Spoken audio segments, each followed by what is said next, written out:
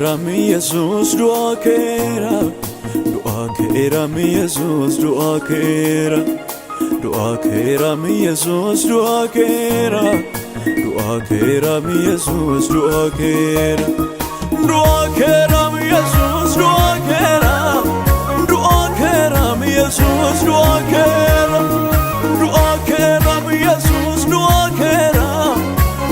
kera mi Jesus dua kera awali tsadige moera agagala galchi moera arfi dua jabse moera umna dua jabse ke awali tsadige moera agagala galchi moera arfi dua jabse moera umna dua jabse moera moera mi Jesus moera moera Jesus moera moera mi Jesus moera moera mi Jesus moera mi Jesus moera mi Jesus moera mi Jesus moera mi Jesus moera Maqaa gooftaa keenya maqaa Yesuus Kiristoosin hunduma keessaniin iyyuu akkam jirtu isiniin jenna. Baga yaadannoo du'aa ka'uu gooftaa keenya Yesuus Kiristoos kan bara 2018 isin ga'ee hunduma keenyan ga'e jechaati. Kuni yuutuubii waldaa keenyaa kan Fiichee Salaaleeti. Egaa har'a guyyaa ayyaanaa kana qophii addaa qabna. Hamma xumura sagantaa keenyatti akkan wajjin turtan isiniin jechaa isin affeerraa. Asumarraan waamichi keenya yuutuubii keenya sabiskiraayib gochaa laayik sheer gochaa akka nu duukaa taatan isiniin jenna. Hundumti keessan baga nagaan dhuftanii isiniin jenna. Egaa har'a sagantaan kun adda kanas taasisu jaarsoliin kana dura waldaa kana gaggeessaa turan dargaggoonni jalqabaas keessatti faarfachaa turan akkasumas immoo har'a luba ta'anii kallattii garaagaraatiin kan nu tajaajilan nu gidduu jiru. Gara isaaniittis hin dabarsaa mee maqaa keessanii fi akkasuma jalqabbii waldaa kanaa waldaan kun barkam jalqabee haalli jalqabii isaa maal fakkaata? Maqaan koo Luba Darajjee Tashoomaan jedhama. Anis baga yaadannoo du'aa ka'uu gooftaa keenya Yesuus Kiristoos kan bara 2018 isiniin ga'e jecha. Egaa jalqabbii waldaa kanaa akkam ture yoom ture kan jedhu gaaffii gaafatame kanaaf waan gabaabachuun barbaada. Egaa akka seenaan yeroo san ture jedhutti naannoo bara 1990 gara booddeessaa ji'oota gara dhumaa yookaan immoo kurmaana isa gara dhumaa keessa mana nama dhuunfatti akka jalqabe iddoo lallabaadhaan akka jalqabe agarsiisa. Yeroo sana naannoo lubbuu namoota 36 kan ta'u miseensa 36 kan ta'u waldaa haadhaa waldaa Fiichee maqaan Yesuus irraa jalqabe mana obbo Boggaalaa Hayilamaaramitti jalqabe. San booddee ji'oota muraasa booddee bara 1991 jalqabuma isaarra jechuun hin danda'ama. As kireeffamee akka jalqabe nunis ijoollummaadhaan yookaan immoo dargaggeessa taanee yeroo jirru qaqqabneerraa. Haala jalqabbii isaa kana fakkaataa isaan jalqabee ballachaa guddaa dhufeete waan amma irra ga'e kanarra ga'e haala jalqabbii isaa kana fakkaata. Asumaan kutaa bulchiinsaa waldaa keenyaa kan ta'an gara Qees Muluu tanii isin dabarsaa. Qees Muluun ofii isaaniitti amma maal akka hojjechaa turan jiranii fi akkasumas dargaggoota yeroo san turan keessaa Qees Muluun akka ture odeeffannoo qabnaa. Abdiin dargaggoota keessa ture maal fakkaata yeroo sanatti namni nama 36 achi keessa immoo baay'inaan abbootaa dargaggoota muraasa tarii Qees Darajjee dabalatee kwaarii jalqabaate miire. Luba Muluu Badhaaniin jedhama maqaan koo. Baga du'aa ka'uu gooftaa keenya Yesuus kan bara 2018 isin ga'e baga geenye isin jedha. Amantoonni fagoo dhiyoo jirtan hunduma keenya baga gooftaan nu eegeetti hin geenye. Egaa haala jalqabbii waldaa keenya Fiichee Addis Katamaa jedhama yeroo sanitti har'a Fiichee Salaalee jedhama. Abdiin guddaan dargaggoota bira ture maal fakkaata gaafii jedhuuf baay'ee dargaggoota muraasa namoota xiqqoo kwaarii tokko ta'anii tajaajila. Tajaajilli jalqabnes kwaariidha. Kwaarii jedhama yeroo sanii. Dargaggoonni isaanuma faarfattoonni isaanumadha. Baay'een isaanii faarfattoota baay'ee dargaggoonni hin jiranii. Kan nama dhibu garuu yeruma san dargaggoonni sagantaa dargaggootaa qabu hudii isaa booda akkuma ammaa kana adaarii buluudhaan kadhatamshee galanii kadhachuudhaan dhuga ba'umsaan illee tokkummaa dargaggoota waldaa fiichee gamaafaa fiichee waldaa fiichee maqaan Yesuusii fa'aa tokkummaa waldaa fiichee waliin illee sagantaa gurguddaa gaggeessaa turan yeroo sanitti.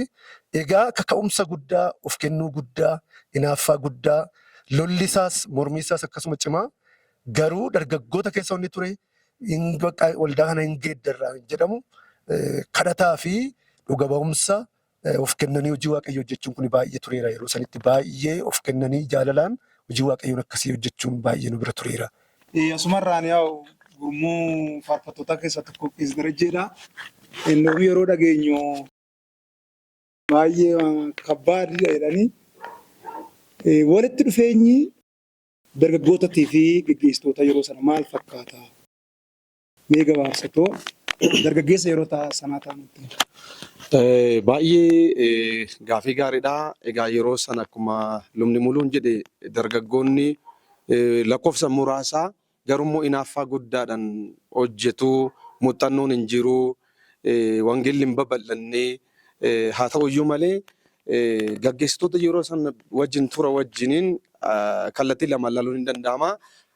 Hariiroon gaariin tureera akkasumas immoo bifa sirrii ta'e wal hubannaa dhabuun illee ni jira. Sababni isaa dargaggoonni yeroo sana turan baay'ee ariifatu, baay'ee kadhatu, oma tokko amma kaanee waa arguu barbaanna ilaalcha jedhutu jira. Maanguddoonni yeroo san turan immoo waldaa haadhatirraa muuxannoo qabu waan ta'eef suuta jedhaa dambiidhaan akkasii seera waldaa eegamee jedhu. Jaarsolii yeroo sana turan sirruma dambiidhaan haala kanaan gaggeeffama jedhama. Dargaggoonni yeroo san turan garuu inaafuma wangeela irraa qabanirraa kan ka'e dambii caalaa maal caalaa ammuma akkas ta'uu qaba, wanta akkas ta'uu qaba waan jedhu kun hin ka'a. Kanarraan kanaaf waan jaarsolii yeroo sana turan fedhii waan hin qabaanne fa'aatti fakkaachaa ture dargaggoota turetti.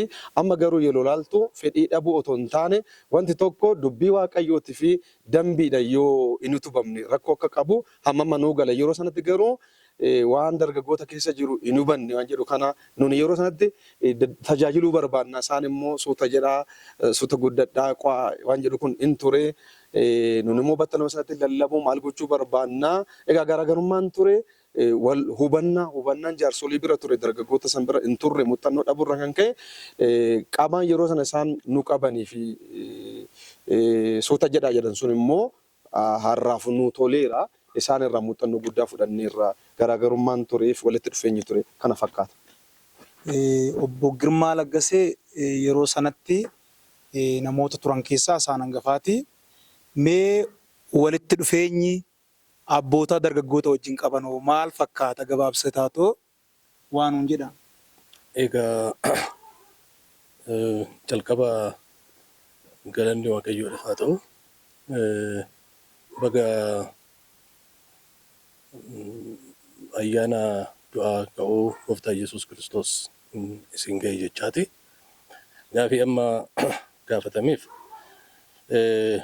waanuma xiqqoo ishee jechuu hin danda'a. Maaliif yeroon isin qabnu waan ta'eef jechuudha.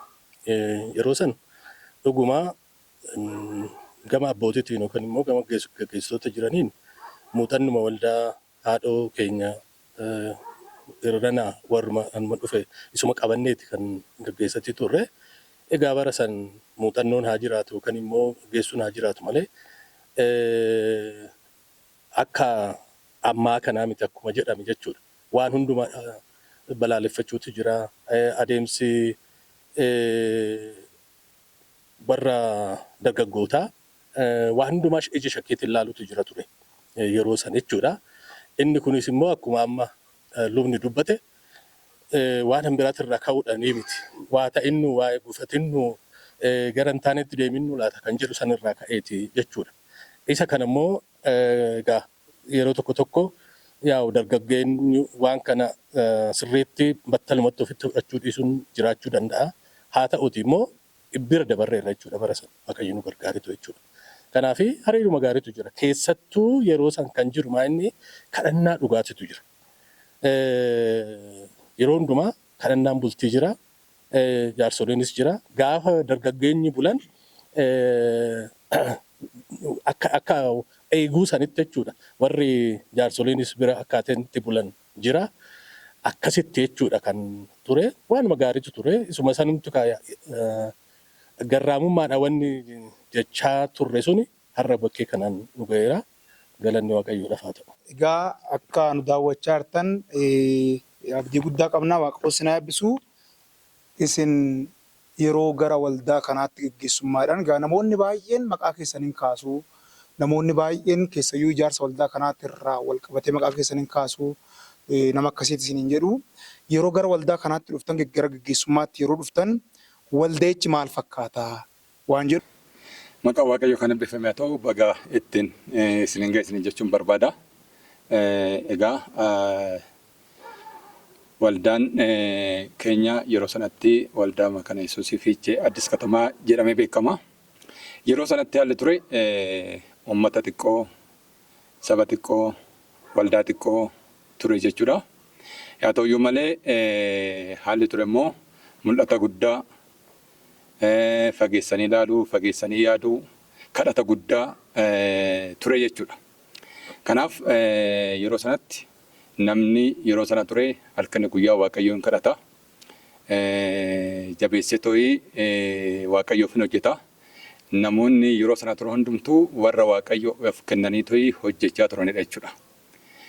Egaa sana keessatti Waaqayyos garaa namaa ilaalee, yaada namaa ilaalee, kadhata namaa ilaalee mul'ata gurguddaa gara waldaa kanaatti fidaa ture Waaqayyo dubbachaa ture jechuudha. Inni sun immoo nama keessatti abdii guddaa godhee namni irruma caalatti akka Waaqayyoof of kennee hojjetu, irruma caalatti akka tajaajila Waaqayyoo kana tajaajilu ta'aa ture jechuudha. Egaa kanarraa ka'ee waldaan yeroo sana xiqqaa turte sun gara guddinaatti tarkaanfachaa dhufte jechuudha. Kanaaf haalli yeroo sanaa qormaanni baay'eenis jira jechuudha. Akka yeroo kanaa miti haalli humna namaa murtaa'aadha. Faayinaansiin murtaa'aadha. Wanti hundumtuu daangaa qaba jechuudha. Haa ta'uyyuu malee Waaqayyo guyyaa guyyaan bal'isaa, guyyuma guyyaan guddisaa, guyyuma guyyaan waan hundumaa sirreessaa. Manni Waaqayyootis akka bal'achaa deemu, sabni Waaqayyootis akka baay'achaa deemu ta'ee jira jechuudha. Isa kana kan godhe namni of kennee hojjetee jaalalaan tokkummaadhaan walii galuudhaan hojjechuu sun Waaqayyo immoo irruma caalatti akka mul'atu godhee jira jechuudha. Kanarraa ka'ee yeroo sanatti xiqqaa turus sadarkaa amma irra gahamu kana ga'uudhaaf yeroo sanatti namni hojii hojjetee of kennee Waaqa kadhatee haalli ture sun waldaan kun irruma caalatti akka guddatu akka bal'atu godhee jira jechuudha. Geetachoo Fayyisaa baay'ee namoonni hin beektu. Waaqayyoon isin haa eebbisu jecha ammas gara kanaan fagaadhu. Lubni Darajjeen yeroo sanatti hojjetaa wangeelaa akka turan akkasumallee Geetachoon gara bulchiinsaa yookiin geggeessaa jaarsa waldaa dhufee mee wal duraa duuban lubarraa kaasee haala kamiin haalli bulchiinsa waldaa kanaa ijaaramaa dhufe. Maaliifan gaaffii kana gadi kaasaa amma yeroo ammaa kana geggeessitoonni kana dura turanis ammas kan jiranii waan hundee qabu tokko lafa godhaniiru. Waldaan Fiichee Salaalee Makana Yesuus dambii keessoo qabdi, dambii ittiin bulmaataa waan hunduma qabdi jechuudha. Haala kamiin yeroo sana akkam ture, akkamitti ijaaramaatti dhufatoo dambiin kun buurri maal ture waan jedhu wal duraa duuban. Warreen nu hunduma dura oduu gara tajaajilaattis hin galiin gaggeessaa turan warri fakkeenya nu ta'uu danda'an turaniiru. Keessumattuu barsiisaa Masaa Barraa, Gammachiis Ittaanaa namoonni jedhaman kun dabareedhaan yeroo nu dargaggeessa taanee turretti jaarsolii kaa wajjin walitti qabaa ta'uudhaan dabareedhaan warreen gaggeessan ijaarre kuni garuu namoonni baay'ee isaan duuka ture. Kanaaf amma jara kana gaafa ilaallu baay'ee of kennanii hojjetu. Nuunis isaanummaa jala waalaalaa guddanne. Amma keessumattuu gara gidduutti maal ta'e waldaan kun tajaajilaa lama qabdi. Tajaajilaa lamaan qabdu kun addaan kutanii tajaajila sana addaan kutanii dhiisanii yeroo deemanitti nuni maal taane yeroo dhiyoo ta'ee dhufnetti gammachisi taana jaarsolii waldaasii haa ta'u iyyuu malee bakka bu'ee akka hojjetaa wangeelatti hojjetaa amantii cimsannaa barsiisaa.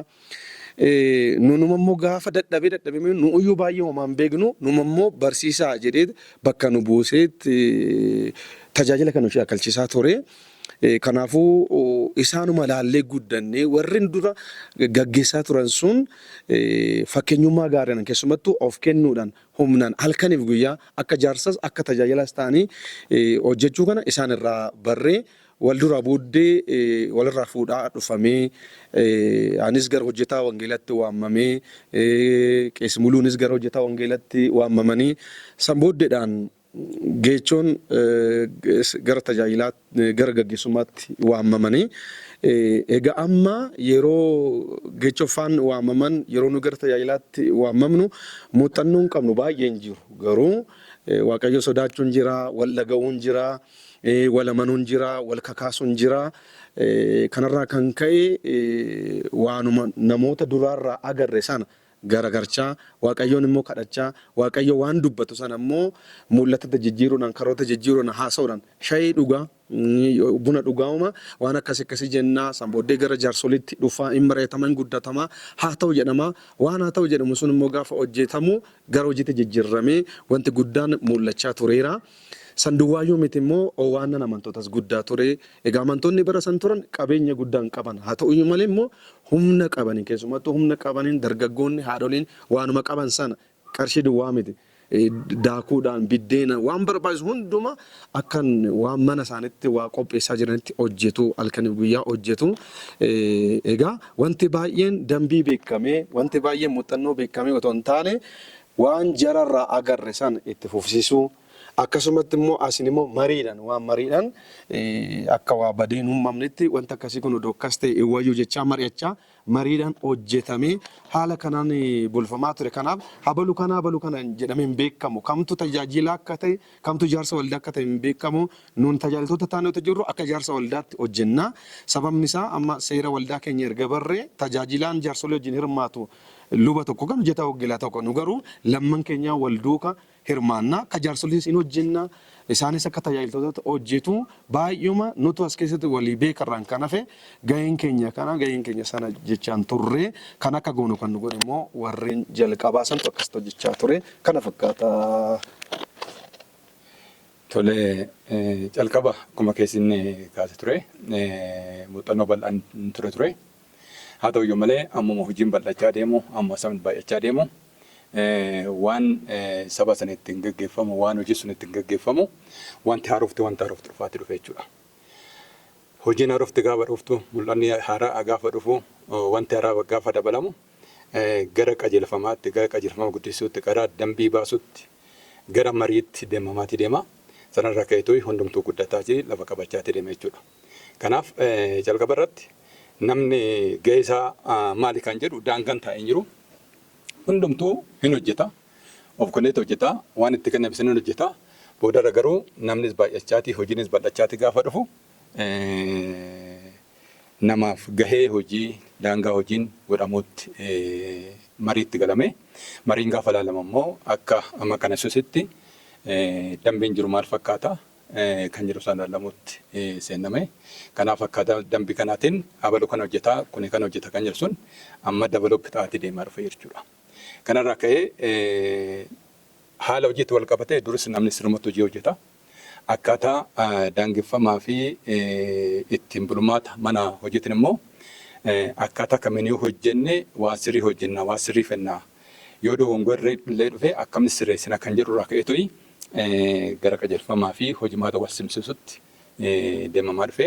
Kanarraa ka'ee hojimaanni fi dambiin jiru akka walii hin morminetti mariidhaan sana gabbisaatii akka qajeelfamaatti kan jirus jiraate akka waldaatti immoo kan itti dabalamee hojjetu maal ta'uu qaba kan jiru irratti mari'achaatii akka guddachaatii dhufu taasifamee jira jechuudha. Daawwattoota keenya egaa taphachaatii barumsa guddaa barachaa akka jirtan amantii guddaa qabna. Kanaan wal qabatee haala bulchiinsi waldaa kanaa akkamitti lafa qabatee waan jedhu wal qabatee keessayyuu amma geggeessitoonni nama geggeessaa jiranis yeroo sanas geggeessaa kan turan deebi'ee immoo dambii kanas lafa akka qabatu kan godhan namoonni nu gidduu jiru. Obboleessi keenya badheen keessayyuu isaan ergaggeechoo faarraa fuudhee gidduutti immoo maaltu isaan kakaase akka dambiin kuni dambiin keessotis bulchiinsi waldaatis akka barreeffamaan lafa taa'u salphumatti amma amantoonni mirgas dirqamas akka beeku tajaajilaan akka asii qeesiin kaasan wangeelaa waldaa kanaa maal hojjechuu qabaa? Lubni waldaa kanaa maal hojjechuu qabaa? Duursan lubaa kutaan bulchiinsaa kan jedhu bara badheefaa yookaan ammas jaarsa waldaati maaltu sin kakaase? Tole guddaa galatooma galanni Waaqayyoof haa ta'u. Warri deeggartoonni waldaa keenyaa fi miseensonni waldaa keenyaa baga Waaqayyo isin gargaaree ayyaana du'aa ka'uu gooftaa keenya Yesuus Kiristoos kan bara 2018 isin ga'e jechuun barbaada. Akkuma lubni keenya gaaffii nu gaafatan dambiin waldaa keenyaa amma maal fakkaataa? Akkamitti immoo dambii kana maaliif hojjettan yaada jedhu nu gaafatanii bara 2014 dhuma bara 2014 yeroo yaa'ii waldaa gaggeeffamutti yaa'ii waldaa irratti gabaasa dhiyaateen dambii keessaa qabaachuu akka qabnu dogongoroonni garaagaraa akka uumamneef waldaa keessatti wanti baay'een hojjetama. Hojii waldaa kana keessatti hojjetamu hojiin hafuuraa hojjetamus hojii hafuuraa kana utubuudhaaf wanti qajeelinaa qabu hundi isaa akka hojjetamu hojiin faayinaansii hojiin garaagaraa yeroo hojjetamutti namni kamiyyuu miseensonni waldaa keenyaa dogongora kamuu akka hin hojjenne dambii mataa keenyaa qabaachuu akka qabnu yaa'ii murteesse. Yaa'iin isa murteesse sana dhaabannee koree yeroo sana turre. Koree yeroo sana turree fi tajaajiltoonni luboonni hojjettoonni wangeelaa waliin mari'annee dambii kana akka tumannu kan murteesse yaa'iidha. Yaa'ii waldaa keenyaati jechuudha. Yaa'iin yeroo murteessetti dura jira dambii waldaa makaanisii kan Itoophiyaa jira. Akka sabakaa Salaaleem naannoo ishiittis itti fayyadamna. Inni kan jiru tokkoffaa bal'aadha, baay'ee bal'aadha. Afaan Amaariffaatiin qophaa'ee jirasi. Isumarraa cabsannee kan keenya kan nu fakkaatu kan waldaa keenya fakkaatu maal akka ta'u koreedhaan jaarsolii yeroo sana turre koree dhaabne koree sana keessatti akka carraa ta'an miseensa koree dambii kana qoratuuti jechuudha. Ji'oota gannaa ji'oota sadiif namoota qindeessinee koree dhaabnee dambii kana qorachuutti gatteenya. Seerumaan akka qoratamutti maalinni gara fuulduraatti rakkoo maaliin nu qunnamuu danda'a. Rakkoowwan amma kanaan dura nu qunnaman akka waldaatti nu qunnamanii jaarsolii waldaaf tajaajiltoonni waldaa furanii miseensonni waldaa keenyaa furanii immoo bira darban maaliin namni kamiyyuu otoo kufiin dura otoo dubbii sagalee Waaqayyoo keessaas hin bahin dura maaltu jira isa jedhu diiteelii waliin mari'annee erga mari'anneen boodatti koree dhaabne jechuudha. Koreen yeroo sana turan tajaajiltoota keessaa luboota keessaa jiru hojjettoota wangeelaa keessaa luboota keessaa luba Darajjee Tashoomaa jiru luba Muluu Badhaanee jiru hojjettoota wangeelaa keessaa immoo har'a luba isaan hojjetaa wangeelaa turan yeroo sanatti hojjettoota wangeelaa keessaa luba Jaaraa Bushuu jiru. Jaarsolii waldaa keessaa immoo barsiisaa Addisuun jiru. Barsiisaa Addisuu Hordofaa asumaanuyyuu obboleessi keenya Ibbaanis tureera yeroo sana. Namoonni dagaddoo jiraatan itti nu dabaltu waliin taanee akka qorannuuf jaarsolii waldaa murteessanii nutti kennan jechuudha. Seeraan qorannee akka dambii isa haadhoo jechuun kan waldaa makaanisii Itoophiyaa akka hin dhiinnetti dambii keessoo keenyaa qoranne.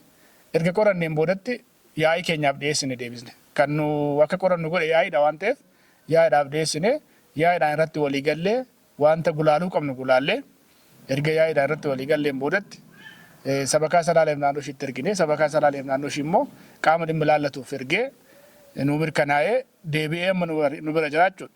Dambiin kun akkaataa kanaan qoratame dambii keessoo qabna dambii waldaa qabna kan qoratame akkaataa kanaani koreen dhaabbatee diiteelii sirriitti irratti mari'atamee iddoo biraatti maaltu jira asitti immoo maaltu jira amala waldaa keenyaa fi qabiyyee waldaa keenyaatiin maal fakkaatan jedhu seeraan qoratameera sirriitti ifa jira jechuudha.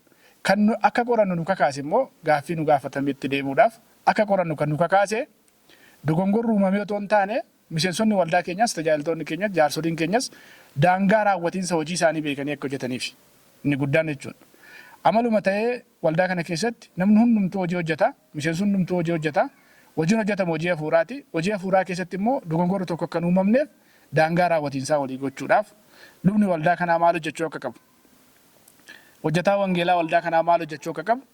Jaarsolii waldaas immoo tokkoon isaanii tokkoon jaarsolii waldaa maal hojjechuu akka qaban isa duraan akkuma naannoo akkuma biyyaatti qoratamee jiru sanarraa akka qabiyyee lafa keenyaatitti akka salaaleetitti lafa kaawwannee isarra dhaabannee hojii hojjetamaa jira.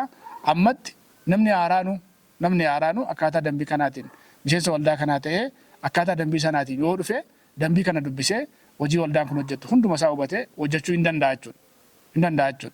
Kanarraan kan hafe wanti dogongora ta'ee hojjanneef hin jiru. Inni guddaan garuu waan hojjetamu kana hojiin keenya gaafa bal'atu akka malee bal'ate amma hojiin waldaa kanaa booddee kaasuu danda'ama. Akka malee bal'aa waan ta'eef wanti bal'aan kun immoo dambiif seeraa yoo deeme malee booddee to'annoo tajaajiltoota kanaaf jaarsolii kanaa keessaa bahuu danda'a yaada jennu sodaanneetu qoranne ammatti dambii bareedaa qabnaa yaaduma jedhu kaasuufan. Eshi gaafii waa'ee ijaarsa waldaa kana wal qabatee maaltu sin kakaase jedhuuf baay'ee kan nama dhibu yeroo baay'ee kadhata ribaa galamee kadhatama waaqayyoon baay'ee haasa'a ture waa'ee ijaarsa waldaa kana.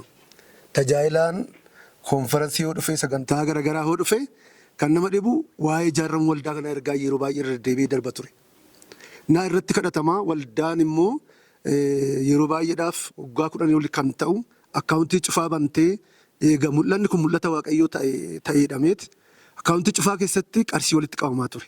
Qarshii 47 qabna turre gaafa ijaarsa waldaa kanatti murtoodhaan itti galamu jalqabatti maaltu ture inni guddaan mul'ata waaqayyoo irra deddeebi'ee dubbataa isa sanirraa ka'ameetidha. Egaa mul'anni kun mul'ata waaqayyoo ta'ee maaliif hojiitti ni hinnoonne bara 2005 jaarsoliin murteessanii kadhataan saniin booda sabatti mul'aticha heeruudhaan gara ijaarsa waldaa kanaatti dhufamechaadha. Maaltu sin kakaase inni guddaan mul'ata waaqayyooti jechuudha. Waldaan kun akka mul'atu guddatu akka bal'atu waaqayyoon dubbata ture. Ijaarsi immoo diizaayinii isaa adda ta'e lafa kanatti ijaaramaadheet waaqayyoon dubbata ture. Yeroo san kan nama dhibu yeroo waaqayyoon kana haasa'u waldaan baay'ee faayinaansii ishee xiqqoodha. Tajaajilaadhaaf miindaan kafalamu tajaajilaadhaaf miindaa xiqqaa ture. Tajaajilaa tokko ture tajaajilaa lama ture. Miindaa xiqqaa san kaffaluu irra rakkata ture waldaan keenya. Garuu waaqayyo lafa onaatti lafa homtuu hin jirretti waa'ee ijaarsa waldaa kanaa deddeebi'ee haasa'aa ture. Mul'ata waaqayyo santu akka hojiin kun manni kun ijaaramu nu godheedha. Tole egaa yeroo san kan qabnu mul'ata malee qabeenyi hin jiru. Faayinaansiin hin jiru. Garuu waaqayyo mul'ata waldaa kanaa kennee ture jechuudha. Sanarraan ka'ee hin hojjetamaa abdii jedhamuun irratti kadhatamaa ture jechuudha. Baajjanii yeroo sana ture onkaa waldaa ijaaruudhaaf miti akkuma jedhame mindaa hojjetaa kaffaluudhaaf baay'ee rakkoo ture jechuudha. Mindaan hojjetaatu immoo baay'ee guddaa miti. Baay'ee xiqqaadha. Isuma kaffaluu fi baay'ee chaalenjii ture. Haa ta'uyyuu malee waaqayyo immoo mul'ata akkasii gaafa waldaatti fidu namni san fudhatee irratti kadhatee to'i hin hojjetamaa waaqayyo hin danda'a yaada jedhuun ilaalamaa ture jechuudha. Egaa inni kun karoora waaqayyooti, karoora namaa miti. Waaqayyo immoo waaqa guddaadha. Waaqa hundumaa gochuu danda'udha. Hinuma danda'ama waan jedhamuutu keessa keenya ture. Kanarratti walii galtee jira jechuudha. Calqaba irratti yaadni garaagaraa kaa'ati ture jira jechuudha. Chaalenjiin alaayis keessas tureera. Gama tokkoon karaa keessatiin qarshii hammanaa qabnaa isaaniyyuu immoo piroojeektii miliyoona 2 ture yeroo sana. Yeroo fooqiin kun ittiin dabalamen dura calqaba irratti diizaayiniin ture piroojeektii miliyoona 2ti. Akkaawuntii keessa kan jiru gara 40,000 wayiiti. Kanaaf kana qabannee maal goona kan jedhu kun akka rakkootti kaa'aa ture jechuudha. Kana wajjin wal qabatee gama biraatiin yeroo sana qaala'insi jireenyaa dabalee jira jechuudha. Bara xaafiin mana dabalee jirutti bara jireenya mana guddatee jirutti akkam goonetu waldaa kana ijaarraa abbaa qabeenyaa kamtu nu keessa jira kan jedhu sunis akka gaaffiitti kaa'aa ture. Yaa ta'uyyuu malee isa waaqatti dabarsinee kennan jechuudha. Waaqatti dabarsinee gaafa kenninu waaqayyo hin dubbate. Waan waaqayyo dubbate irratti namni hundumtuu walii galee sanarra darbee walii galtee guddaan uumamee namni yaada tokkoon garaa tokkoon hin ka'ee qarshiin dabalamaa dhufe jechuudha. Qarshiin galaa dhufe. Kanaaf waaqayyo hojii calqabeeraa maaliif teenya kan jedhamatti dhufe sanarraa ka'ee to'i gara hojiitti galamee isarraa kaa tarkaaffii garaagaraa deemamee to'i waaqayyo mul'ata isaa galmaan ga'ee jira jechuudha. Egaa akkuma obboloonni koo warra duraa jedhani tokkoffaa waaqayyo deddeebisee irra deddeebi'ee in dubbata. Wanti Waaqayyo dubbatu kun amantaa ta'eera. Kanaaf inta waan jedhu nama kam keessa shakkiin hin turre inta waan jedhudha. Maaliif Waaqayyo deddeebisee dubbata. Deddeebisee dubbachuu duwwaayyuu miti immoo baay'inni namaa dabalaa deeme. Amma ijaarsa waldaa keenya ishee Jigdigaaf laaltan mana Amooraa jedhamu saaloonii keessatti kan waaqeffamaa ture. Gaafa namni dabalu koolidarii isheen jedhamtu sun in jigdee inni ga'uu didee koolidarii sana jigsinee fayyadamaa turre. Isa namni manyitaa kifilii faayidhee fayyadamu kan nu amma qabeetii dhukana biiroo wangeelaawwii ture achuma keessa wardiyyaan bulaa achuma kutaa takkitti immoo faarfattoonni itti faarfatu booddee guutummaa ishee keessa jigsaa deemamee inni ga'uu dinnaan immoo karaa fuulduraa achi qorqorroon dabalamee ammas ga'uu didee gara booddee kanatti as dabalamee manumti kun duwwaan si'a 5 jijjigee garatti siksamu dhamamaa dhufe. Baay'inni namaas dabalaa dhufe Waaqayyoos dubbachaa gaafa dhufu itti galamuu qaba waan jedhamu kun itti mul'anni walii galame sadarkaa jaarsoliif tajaajiltoota gidduutti jalqaba falmiin tureera. Qarshiin qabnu 47 wal falmamaa achi keessa jaarsolee turan keessaa in qoostanii wanti jedhamee tureera. Yeroo san xaafiin birrii 10 gadi ture dhufeuma birrii 8 irraa ka'ee 15 galee gudii jedhamee barate xaafiin kana galatti sin gadi kaastu sabaa yaaddanii wanti jedhamu turraan waliigaluu deemnaan qoy waan kana itti kadhannu dhameeti ajandaa sun cufamee kadhatamuuti gaafa galu kana gidduutti deebi'ee Waaqayyo in dubbate ammas in dubbate annan hojjedha waan jedhu kan in dubbatame eegasoo Waaqayyoon hojjetame kaame kanaan osoo jiramu akkuma duratti jedhame miseensuma waldaa keenyaa namni ta'e obboleessi keenya Injiinar Daanyachoo Safarii qees muluu quunnamee maal yaaddu karoora maal qabdu mul'ata maal qabdu ofumaaf dhufee gaafate yaadafimmaa mana ijaaruu yaannaa humna dhabnee gaafa jedhu meeqa qabdu 47 qabna gaafa jedhu isatu dhaqee fuudhee 43 dabalee jalqaba 90 waan akkasiin kana ga'e qeesiin waan kana dhufee jaarsolii gidduutti misiraachoo kana himee warri duraan yaada kaasan sunis bakka nutu harka Waaqaa qabee kadhannee kadhata keenya barii Waaqayyo kana godhe kanaafuu itti gallee hojjennanii sun jaarsoliif tajaajiltoonni amantaa ta'e waan bulissi kun godhe amantaa ta'e san booddee immoo sabatti godhamee fandireezingiin godhama. Fandireezingii caarataan godhama.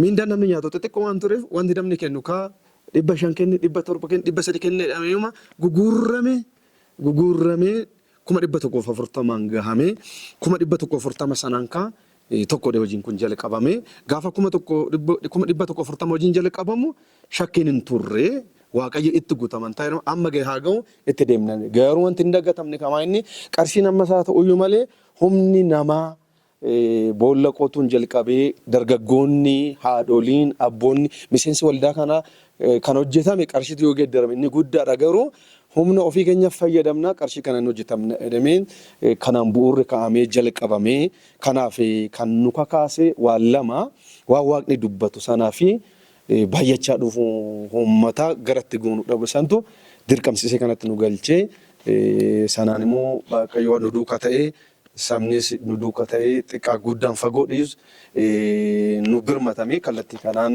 itti galamee hojjetamuu danda'aman jedhu sanaan qaba. Daawwattoota keenyaa egaa guyyaan guyyaa ayyaanati kanaaf taphachaa akka nu dhaggeeffattan abdii guddaa qabna. Ammas tuma daballee gaafii tokko hin kaafna. Egaa namoonni nu gidduu turan yeroo sanatti dargaggoota ta'anii koree garaagaraa keessatti illee humnaan illee waan garaagaraatiin illee namoonni hojjechaa turan nu gidduu jiraatu. Keessayyuu obboleessi keenya Eeliyaasin yeroo sanatti in tajaajilasi waan garaagaraatiin waldaa kana keessa ture akkamiin yaadatta Eeliyaasi lafa keessaa jalqabee amma gubbaa sanaatitti sirriitti yaadatta waan ta'eef mee akkamiin yaadatta akkamiin ibsita? Toleeshii baga guyyaa ayyaanaa geessan jecha haalli turtii waldaa kana keessa turree fi yaadannoon ani waldaa kana keessatti qabu yoomiyyuu kan hin dagatamne haaraadha jechuudha yeroo hundumaa. Keessattuu akkuma jalqaba kaasaa ture bara 2002 irraa kaasee waldaa kanatti dabalame. Yeroo waldaa kanatti dabalamu barataa taanee dhufne waldaa gamaa kanatu jira. Waldaa xiqqoon kuni yeroo jirutti namni gaafa itti baay'atu kadhatoota waldaa kanatti kadhatamaa turan keessaa tokko namni hundumtuu girgiddaa asiif achi gamaaf gamana dhiibetti waldaan kun haa bal'atu gogummaadhaan waan jedhamu kadhatamaa ture. Akkasuma fuulduratti hin bal'ata ture. Ammas hin guuta. Duubatti sissiqa ture. Dhufee gaafa biiroo kanarra ga'u ijaarsi waldaa kanaa calqabe. Ijaarsa waldaa kanaa keessatti otuma barannu yeroo sanitti Waaqayyo calqaba wanni inni godhe hin danda'ama yaada jedhu nama keessa kaa'e nama hunduma keessa jechuudha. Tokkoyyuu nunillee yeroo sanitti barataadhaa birrii hin qabnu garuu akkuma waan birrii qabnutti ina manna ture nama keessa jira wanti hundumtuu nama keessa jira inni gullittii nagadus inni waan mana kiraas kaffalatu hin qabne iyyuu yeroo sanitti hin danda'amaaf yaada jedhuu fi amantii jedhu of keessaa qaba jechuudha. Isa keessatti baay'inaan kan hirmaachaa turre qofforaa mana kanaatirraa kaasee ijaarsa mana kanaa keessatti gaafa calqabamu guyyaatti boolloo qofforuurraa kaasnee bishaan galgala obaasurraa kaasnee yeroo sanitti dhiyeessin bishaanii kan qabnu akkuma beekamu gibbii obbo Girmaatii fidaa turre Mogor kolleejjii kana keessa gadi baasnee halkan sa'aatii 7 keessa darajjee fa'aa wajjiniin yeroo sanitti guyyaa boolla qotaa oolla. Isuma keessa immoo yeroo xiqqoo hin baranna. Halkan immoo galgala obaasurraa qabnee bishaan bori kan ittiin hojjetamu roottootti guutuu qabna. Lafa qonnee sharaa qopheessinee sharaatti guutuu qabna. Isa waraabaa bulleetti guyyaa immoo qofforaa san keessatti hirmaachaa oolle yeroo bishaan obaasnu keessatti na yaadadha. Birdi libsii fudhannee asirra rafaa turre. Tokko hoggaa obaasu dadhabbii keessa darbe jechuudha. Haala saniin waldaa kana keessatti tajaajilamaa wanti beekamnu hundumti isaa immoo akkuma Waaqayyo dubbachaa ture ariifatee manni kun ni ijaarama jechaa ture. Akkasuma otuma beekamu otuma jedhu gimbiin jalaa kun hin ba'e isa san keessatti qofforaa fuutingiidhaa kaasee bishaan obaasuudhaa kaasee haala garaagaraa mijeessuudhaan qansiraas itti dabalamnee hojjechaa tumu ijaarsa waldaa kanaa keessatti akkasanitti ni yaadadha akkasanitti turre jechuudha. Eeliyaas guddaa galatoomii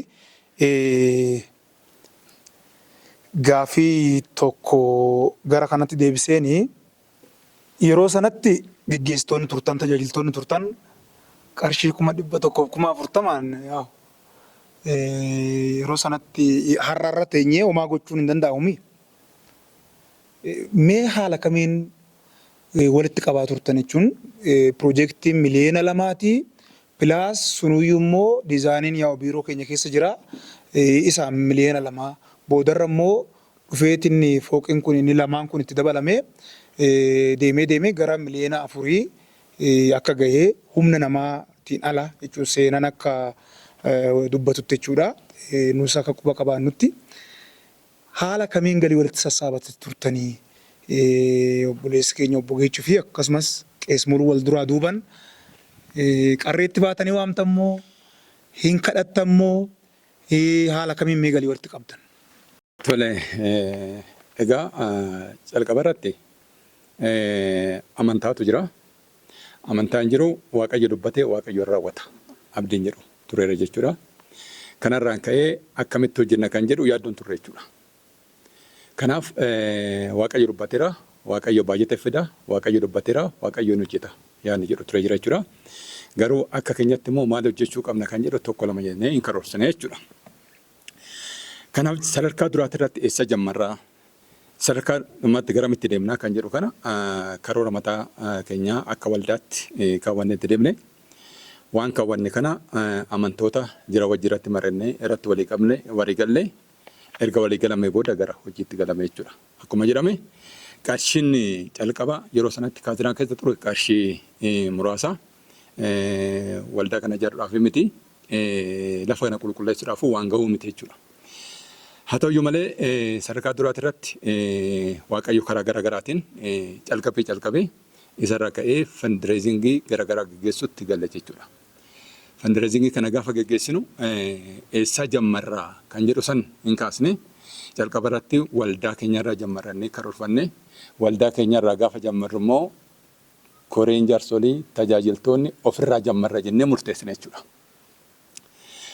Kanaaf ofirraa gaafa jammarru akka koree jaarsoliitti tajaajiltoonni warri koree garaagaraa keessa jiran waan danda'an waan humni isaanii danda'e ofirratti murteessanii sana gara fandiraayizingii waldaatti geessuudhaaf karoorfamee deeme.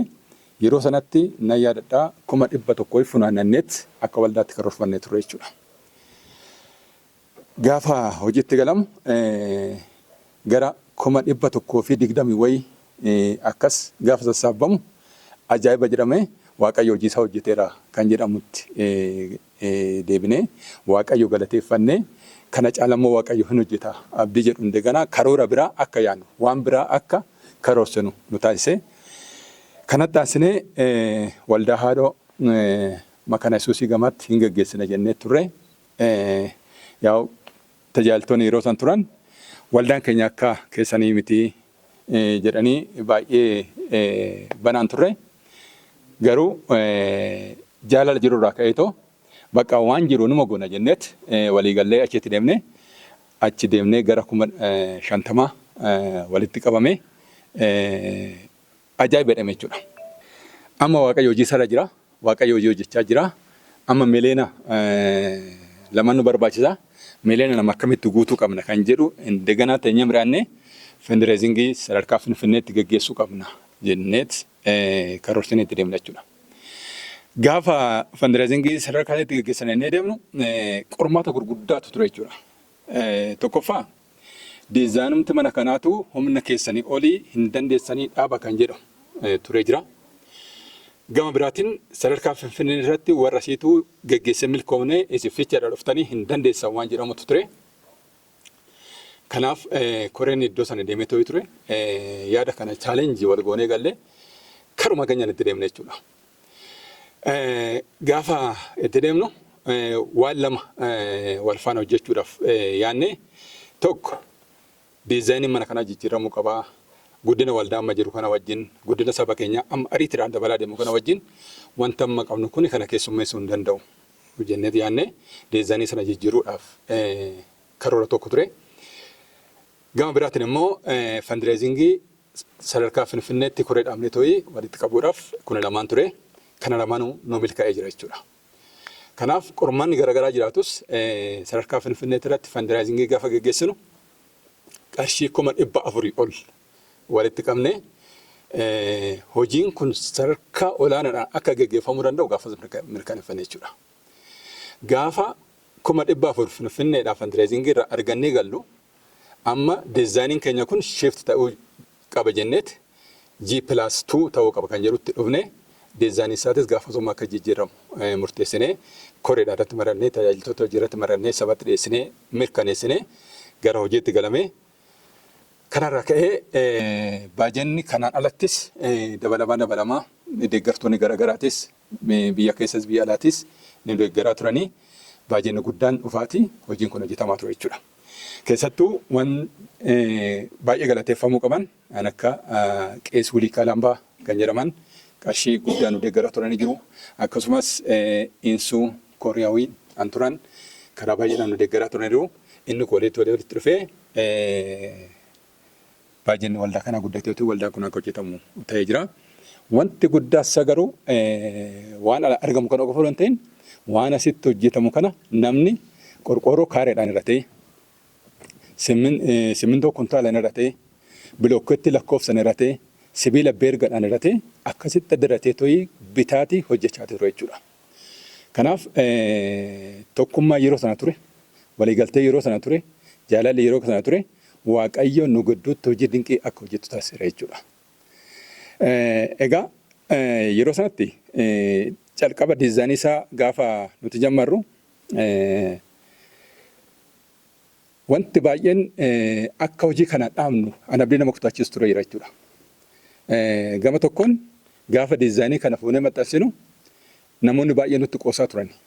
Kunsaa waa'ee ijaarsaan beekanii ogummaa waan hin qabneef karoora akkanaa karoorsanii waan jedhamu ture. Kunsaa immoo itti fakkaatete malee kolonii dhaabaniit biraa deemanii hin dhiisanii waan jedhamu ture jechuudha. Abdiin keenya nu guddaan garuu Waaqayyo ture. Waaqayyo irratti abdii guddaa arganne, Waaqayyoon dubbataa, Waaqayyoon hojjetaa waan jedhamu sun nama hunda keessa xinnaadhaan amma guddaatti yaada namaa keessa galee to'i kan danda'u humna isaatiin hojjeta waaqeen kadhata warri hin dandeenye immoo waaqayyotti dabarsee hin kenna akkaataa kanaan waaqayyo nu gidduutti waan guddaa hojjete sadarkaa kana ga'eera jechuudha. Egaa wanti guddaan maallaqaa miti qabeenyaa miti mul'ata. Mul'ata waan ammoo waaqayyoon hojjeta. Kanaaf waan waaqayyo mul'ata ganama hojjetan hojjetee agarsiisee mul'isee jira. Waan kalee dubbatame sanii miti hojiin waaqayyo hojjete amma immeejii salaalee ta'e mul'atee jira jechuudha. Kanaaf akkaataa kanaan waaqayyo faayinaansii siffide hojiis hin guddisee manni waaqayyo akkaataa kanaan ijaaramee guddatee sabni waaqayyoos kana faana bal'achaati guddachaa deemee kana fakkaata jechuudha. Qees mul'ina sumarraan kan nu dabalaan yaa'u sun akkuma jirutti ta'ee yeroo sanatti isin tajaajiltoota lama qofatu tajaajiltoota lama yookaan sadii kan hin caalledha. Qees darajjeen jiru qees muluudha. Biiftuun jirti kanarraa kan hafe bilaalbaata mishiinaroonni biraa jiraachuu danda'u. Sirumayyuu nan yaadadha qeesiin walakkaadhaan barnootarraa fa'aa turanii qees darajjeen jechuudha. Qees muluun faayinaansii barbaadu keessatti hojii hafuuraa immoo wajjin deemsuu keessatti akkam ture mee gabaabsitanii hojiin hafuuratii fi faayinaansii waliin niitu warra rakkisaa miti. Misi waaqayyo sin eebbisu jecha egaa yeroo sanitti faayinaansii barbaaduun akka ammaa kana nama baay'een beeknu akka ammaa kana beekumsa hin qabu muuxannoo hin qabnu turennaa baay'ee ulfaata ture. Haa ta'u malee garuu wanti ture tokko jira wanti bira hin darbamne kadhanni dhimma kanaaf dargaggoonni keenya haadholiin keenya miseensi waldaa keenya baay'ee kadhatu. Innaa waa qophaa hundura waa ta'u hundura kadhatatu kadhatama. Inni suni waa xiqqoo goonaa fagoodhaa asii qa'ee amma biyya alaatti amma biyya Kooriyaa biyya Jarmaniitti waaqayyoon nama nuu kaaseera jechuudha.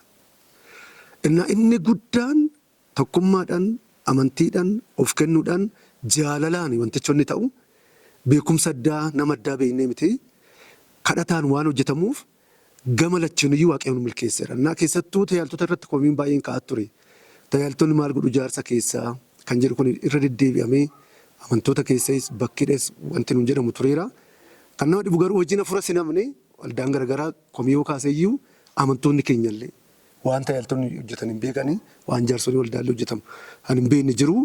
Gooftaan garuu asin dhumu keessa yeruma sanitti hojiin hafuura sin hojjetame hojii faayinaansiis hojjechuun ittuma fufee keessa maayinni inni guddaan kaa akkuma si ka'aa ture sun kadhanni jira wal dhageettii guddaa koree misoomaa gatii guddaadha kan baase koreen jaarsolii guyyaa guyyaadha wal gaama ture hanga sa'aatii 6 halkan keessaa yeroo baay'ee wal ga'iin tureera hojichi ni ilaalamaa hin hordofamaa bilbila bira darbee galgala yeroo mara sa'aatii 5 sa'aatii 6 jaarsoliiniif koree misoomaa kan ba'amu yeroo baay'ee gatii guddaa baasuudhaan namoonni abboonni haadholiin keenya dargaggoonni keenya baay'ee gatii guddaa baasaniiru. Inni suni hafuurattis hojii faayinaansattis nu milkeesseera tokkummaadhaan kadhataan hojjechuun keenya sun kan jedhudha.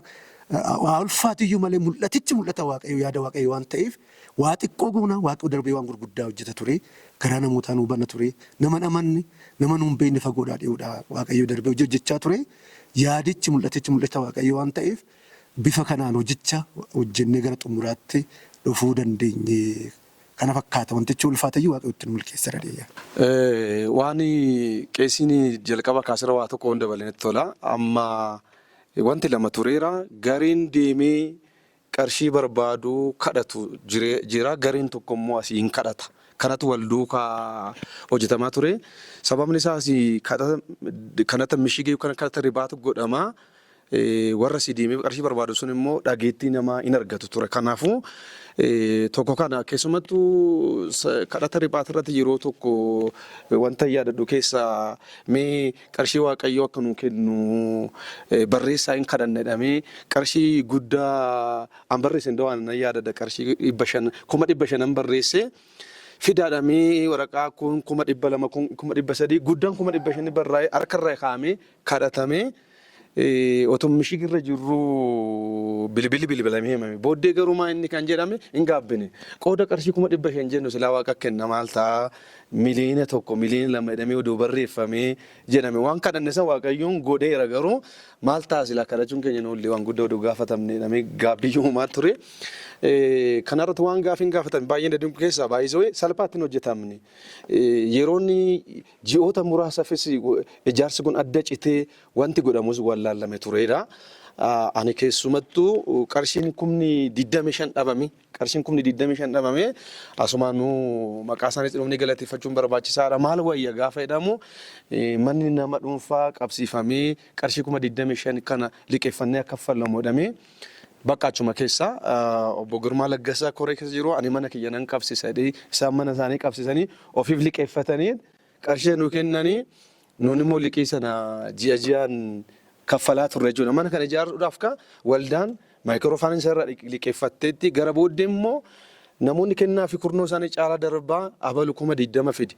Kuma akkasii fidedhamee namoonni qarshii 20,000 30,000 walitti fiduudhaan sinii deebisne inni irraa fuunee kun isaanii jechumaan nu dhiisanii kan isaanii immoo suuta jennee deebisne irraa sanarra kan darbe waldaan hunqubiin dhuddu wanti baay'ee adda nama godhu keessa qarshiin dhabamurra kan ka'e qarshiin 50,000 dhabamee waldaan warra dhuunfaa wajjin hunqubii galtee hunqubii walitti qabdee hunqubii isa jalqabaa san fudhattee hojiirra oolchitee warra kaaniif kennaa turteetti. Fandirizingii godhamuu cinaatti sabni ofii kennuu cinaatti nama dhuunfarraa duubiin fudhatameera. Namoonni baay'een nu cinaa dhaabbataniiru kan kana hunduma keessa darbameeti kaa faayinaansiin kun kan walitti qabamaa ture. Kun hundumtuu namni hundinuu of kennuu fi waan kun raawwachuu isaa arguu waan barbaaduuf kana godhanii kana qaamonni galateeffamuu barbaachisu kan irraa baratamuu barbaachisu hedduun turaniiru. Kiristinnaa kana jireenya isaanii kan lallaban turaniiru abboota keessaa haadholii keessa dargaggoota keessaa ani baay'ee gaafa fandiriziin godhamu yaadadhu keessaa daa'imni xixiqqaan iyyuu anaannanii keenyatti taa'aafuu anum qo'annaa keenyatti taa'aafuu namni miindaa isaa gadhiisaa ture jechuudha. Akkasittiin hojjetamee egaa saba kakka'ee hojjetan duuka immoo waaqayyo hojjetee fiixaan baaseera. Gabaabbiinuma kana fakkaata. Waaqayyoon isin haa eebbisu. Egaa dhaggeeffattootaa fi daawwattoota keenya akka itti bohaaraa akkasumas ergaawwan gurguddaa akka irraa barachaatii jirtan amantii guddaa qabna. Waaqayyo isin haa eebbisu. Asumarraan obbo Girmaan yeroo sanatti yaa'u koree ijaarsaa ta'anii gatii gurguddaa kaffalaatee akka turan asiis dhagaa jirraa even mana isaaniillee qabsiisanii egaa waldaaf nama mana qabsiise tokkicha isaan dhageenye jechuudha. Mee yeroo sanaa obbo Girmaan akkamiin ibsitu? Kana gaaffiiwwan taanan illee hin jiraatu muudannoon as keessatti illee nu muudate namoonni baay'een tarii warra kaaniif akka kolfaallee ta'uu danda'a isatti deebina. Mee yeroo sana akkamiin ibsitu yeroo ijaarsaa sana? Egaa waa'ee ijaarsa kana gaafa kaasnu asii baay'ee dubbatameera. Isuma sanan akka akkootitti dubbadha malee waan addaa miti. Keessattuu waliigaluu kan jedhamu kun akka salphaatti miti. Koreen yeroo san ture waliigalaa mitiin waliigaluudhaa oli kan jiru. Baay'ee yaada tokko. Garmalee waliigalla ture. Waliigaluun suni innis akkasumaan miti kan dhufe. Akkuma amma asii jedhame gaafa nuyi asii Finfinnee deemnu asitti riba hin kadhatu. Maqaa. Gaaf takkitti ishee odoo milkaa'in deebinee hin beeknu. Hansin garramu. Magaaluma kana keessa warrumti gooftaan beekne qarshii baay'ee nu kennaniiru. Namoonni baay'een jechuudha. Maalittis markaatu maqaa isaaniillee akkasitti qabanna. Egalee maaliin bakka dhugaa hojii sibiilaa kana hojjedha. Bakka naqee sibiila bituus bakka namoota adda addaa yoo gaafanne nuuf kennu. Baay'ee nu dhagaan. Akkuma amma jedhame qarshiin 25,000 kun baay'ee rakkanneeti. Ani isaa miti waaqayyo gaafa nama eebbisu gaafa dubbatu dubbii isaa kan hojiirra oolchu hansin garramu calqaba namaa kenna. Waldaa tanaaf nama baay'ise. Mana qabsiisnee kan akkas goone boodarra magaa asumaa jechuudha. Waldaa kana keessa 25,000 35,000 maal warri kennan argame mul'ate. Waaqayyo amma kana nama eebbisa. Gaafa tokkummaadhaan, gaafa kadhataan, gaafa namni walii galeetu waa godhu bakka oggaa simintoo baannu nama garrama. Simintoo illee ani baadheen beeku. Oggaa baatamu, oggaa bilookeetti bakka namni mimmarrarsa alነበረም dhiifama. Bakka hunduu gammachuudhaan jechuudha. Na wanta baay'eedha kan yeroo san kan Waaqayyo nu gargaare. Koruma keessa teenye raawwannee asii hin balbilla namatti. Achumatti abdii galchiisna. Kunooti koreen as taa'ee akkasiin jedha waan goote godhe. Eebbifamennaan hin eebbisna abbaasan. Akkaataa saniin teenyetoo qarshii baay'ee funaannaa ture jechuudha. Kan biraa immoo ammas dubbatameera. Fakkeenyaaf gaafa waa dubbannu koolanii tokkicha ani nan danda'a. Dura ofirratti murteessina. Achumaan jaarsolii wajjiniin akkuma duratti dubbatame jechuudha. Ani koolanii tokko, abalu immoo koolanii lama. Waan akkasii sun isatu saba fuulduratti bahee dubbatama ture. Koreen jaarsolii kunooti abalu ammana. Kana koolanii ammanaa godheera. Beergaa ammanaa godheera. Waan akkasii kana godheera jedhamee akkaataa saniin himamee akkasitti namni of kenneete jechuudha. Alaaluma dhaabbateeti miti. Waaqayyo yeroo san baay'ee nu gargaara. Har'as immoo kunooti gargaarsi Waaqayyo bakka har'a jirru kana nu ga'eera. Baay'ee duubatti deebinee gaafan laalu fi kiyya gaaf tokko mana kana laale akkanumaan qophaa kiyya kanan gaafni nan boo'u jira. Amma dhuguma sitti nu akkasitti hojjenne. Na koree Finfinnee keessaa na yaadadha. Warra Finfinneetti dhaabbate keessaa. Maqaa namaan dha'u baay'ee hiriyaa keenya namni aangoo irra jiru hoggaasan. Inni hoggaan mormu jarri kun hojjedhaan nuun jedha. Attis muutu nuun jedhan. Kunooti jechuun jira. Akkasumaayyuu bakka walii galan warri walii galu inuma ta'eefi isaafis ta'eera. Tole Waaqayyo sin eebbisu carraa nama lamaan tokkoof nan kennaa. Sanaachitti sagantaa taanuti dabarraa. Guyyaa ayyaanati hin mukoofnu, hin nyaannaa, hin dhugnaa. Yeroo sanatti koree jaarsolii waldaa kan ture obboleessi keenya eebban akkasumas immoo na yaadadhaa ganama meetira dhufeeti ishee olii sana Eliyaas faan jira. Eliyaas baay'ee injiinara keenya yeroo isa olii ijaarru obbo iddoo sanallee akka carraa irra karaa deemanii nu gidduun jiranii eebban seentimeetira 30 maal isarraa dhageenya ammanatti guutaa nuun jedhee deemannaa. Eliyaas immoo baay'ee hin danda'a tureeyyuu. Eebban akkamitti yaadataa yeroo sanatti akka geggeessatittis akka ogeessatittis yeroo itti dabalamu gaa asii ka'aa ture. Manni kun diizaayinii jalqabaatii miti boodarra dabalamee akkamiin yaadata eebban? Galanni Waaqayyoof haa ta'u. Egaa baga yaadannoo du'aa ka'uu gooftaa keenya Yesuusin nu ga'ee hunduma keenya geenyeen jedha. Egaa Waaqayyo baay'ee nu gargaareera. Yaada baay'een ka'eera. Ani waan gaarii irratti hin dhufe filoorii tokkoffaan guutamee gaafa filoorii egaa akkuma dura kaasan diizaayiniin isaa G+1dha kan ture. G+1 kana filoorii guunnee xaaraa uwwisuudhaaf yaada kaasaa akkuma turaniin egaa akka carraa ta'ee ogeessi mana kana ijaaraa ture Miheeratu jedhama.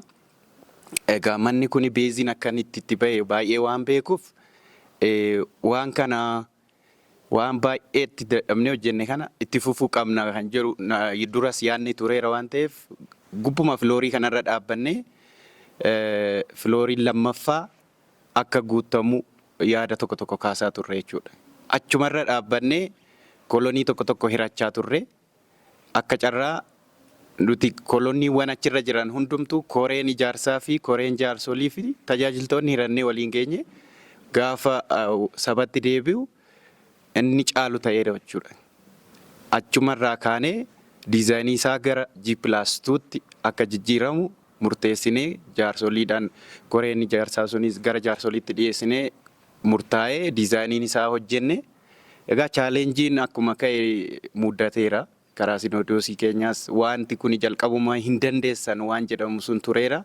Diizaayinii waldaa kanaa jijjiirame kan jedhu egaa akkuma egaa Girmaan dubbatan dhufanii dhaabaa jedhamne akka carraa ta'ee ani ogeessaa jedheen qaama gaggeessaa olaanaan dhufe sana hubachiisuuf baay'ee yaalle as bakka lolli guddaatu ture hin ta'u dhaabachuu qaba kan jedhamu ka'ee ture. Egaa dhumarra diizaayinii hojjenne sana 3D'dhaan hojjennee qabna. Waan hundi isaa hojjetamee jira waan ta'eef waliin dubbannee amansiisne jechuudha. Akkas taanaan immoo nuyyuu sin deeggarraa itti fufaadhaan. Itti fufaa jedhamnee qarshii 500,000 liiqiidhaan sinodoosiin nuu kenne jechuudha. Dabalata mooraalii guddaa ta'ee har'a fakkeenya guddaa akka kan ta'u kana keessa ga'een isaan sinodoosiin keenya yeroo sana chaalenjii ture sanarra darbee deeggarsa akka deeggarsaattis ta'u liiqiin sun nuu mijachuunsaa waan guddaadha kan jedhuun qaba. Chaalenjii adda ta'e isa dabarree egaa akkuma waan baay'een ka'eera hojiin ijaarsa waldaa kana egaa nuuf amantiidha. Amantiidha gaafa jennu akkuma ka'e maallaqni xiqqaadhaan jiru garuu gaafa waa hin hojjenne jenne dhugumatti mooraaliin fedhiin haamleen nama hundaa dhugumatti kan nama ajaa'ibuudha jechuudha. Waan xiqqaa wanna qabu namni qusatu hin jiru waan ta'eef waan ajaa'ibaa hojjechaa turre Waaqayyos nu qaanessine Waaqayyos nu eebbiseera. Hojjetamuu mana Waaqayyo kanaan dhugumatti nullee eebbifamneerra jechuudha. Eebba dinqii ta'e nullee eebbifamneerra waan ajaa'iba baay'ee ture. Baay'ee kan natti tolu keessa koreen ijaarsaas koreen jaarsoliis hojii asitti hojjetamu guyyaa guyyaarra yeroo 2 yeroo 3 osoo waldaa kanatti deebi'anii hin daawwanne osoo hojii sana komitimentiidhaan hin ilaalle oolanii hin beekan jechuudha. Kun dhugumatti guyyaa guyyaadhaan jijjiirama argaa turre waan ajaa'ibaati. Amantootumtillee torbee arganii torbee taanutti waan haaraatu hojjetamaa ture waan ta'eef tokkummaan nu gidduu ture sun dhugumatti har'allee hojii hojjechaa jira.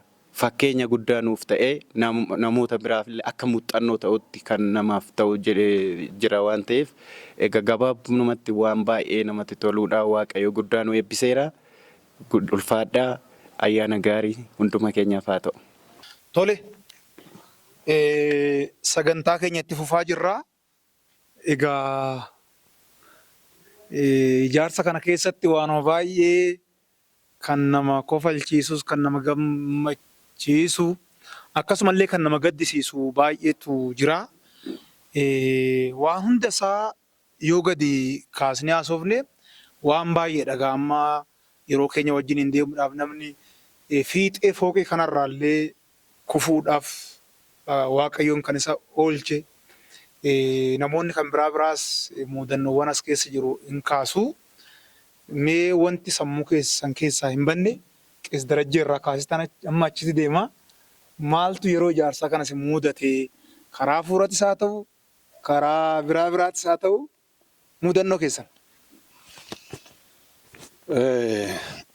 Egaa mudannoo baay'ee jira. Kaansaa ofii keenya kaansaa namoota biraa kan mudate waan baay'ee jira.